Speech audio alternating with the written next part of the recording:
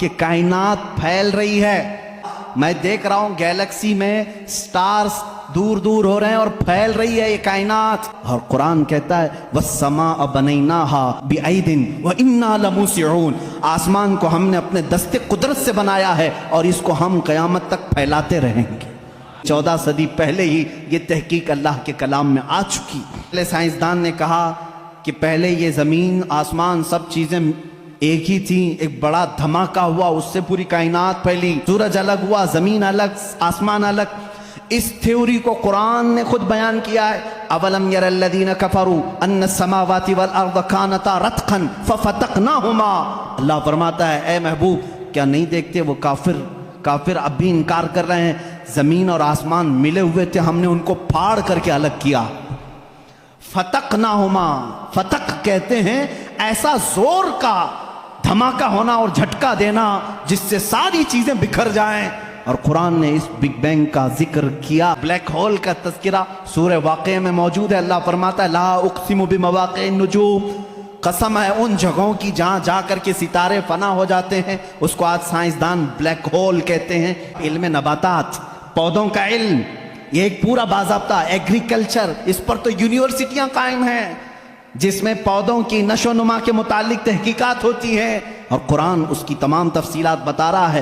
وَمِن كُلِّ الثَّمَرَاتِ جَعَلَ فِيهَا زَوْجَيْنِ اثْنَيْنِ. اللہ فرماتا ہے ہر پھل میں ہم نے میل اور فیمیل رکھا ہے. آج کے سائنس کہہ رہا ہے ہر درخت میں میل اور فیمیل ہوتے ہیں. زولوجی، جانوروں کا علم. وَمَا مِن دَابَّةٍ فِي الْأَرْضِ وَلَا طَائِرٍ يَطِيرُ بِجَنَاحِهِ إِلَّا أُمَمٌ أَمْثَالُكُمْ. ایک سائنسدان ہے، اس نے سب سے پہلے کہا جانوروں میں بھی انسانوں جیسی کچھ عادتیں ہیں، میں نے ان پر تحقیق کی ہے. اس سائنسدان نے کہا. اور رب تعالیٰ فرماتا ہے زمین میں کوئی جانور ایسا نہیں اور اڑنے والے پرندوں میں کوئی ایسا نہیں. الا امم امثالکم، وہ سب کے سب تمہارے جیسی سوسائٹی رکھتے ہیں. ان کے اپنی برادریاں ہوتی ہیں، ایک ہی خاندان کے ساتھ اڑتے ہیں، آتے ہیں، جاتے ہیں.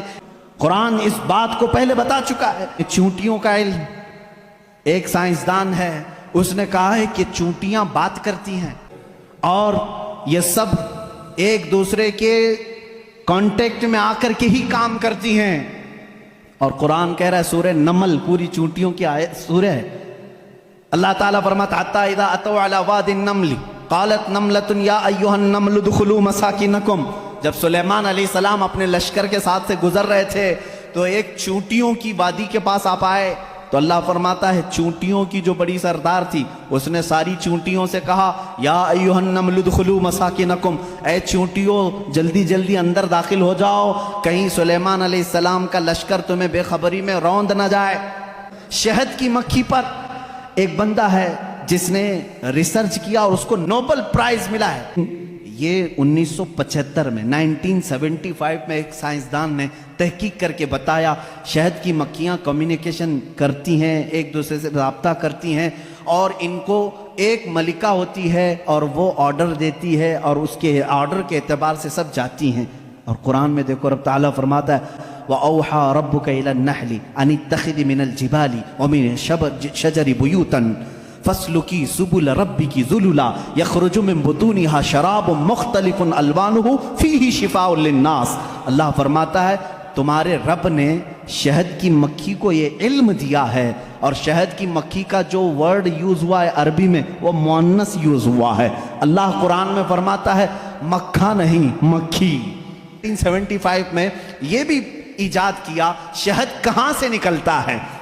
تو بعض لوگوں نے کہا وہ تھوک دیتی ہے منہ میں سے، اب تک تو یہی معلوم تھا. 1975 میں ایک سائنسدان نے کہا نہیں، اس کی بیلی میں سے، بیلی فیٹ جو ہوتا ہے پیٹ کی چربی یہاں سے نکلتا ہے. رب تعالیٰ فرما رہا ہے یخرج من بطونها، ہم شہد اس کے پیٹ کی چربی سے نکالتے ہیں. اس میں اللہ کی نشانیاں ہیں اور خود مولا نے فرمایا شفاء للناس، اس میں پوری تمہارے لیے انسانوں کے لیے شفا ہے. اللہ تعالیٰ فرماتا افلا ينظرون الى الابل كيف خلقت، تم نہیں دیکھتے کہ اونٹوں کو اللہ نے کیسے پیدا کیا. یہ کالجوں میں پڑھایا گیا ہے زولوجی کے اسٹوڈنٹس کو کہ تمام مخلوقات میں اونٹ کی تخلیق ایک سب سے الگ ہے، اس لیے کہ اس کے اندر ایسا مادہ ہے 1 مہینے تک بغیر کھائے پیے زندہ رہتا ہے.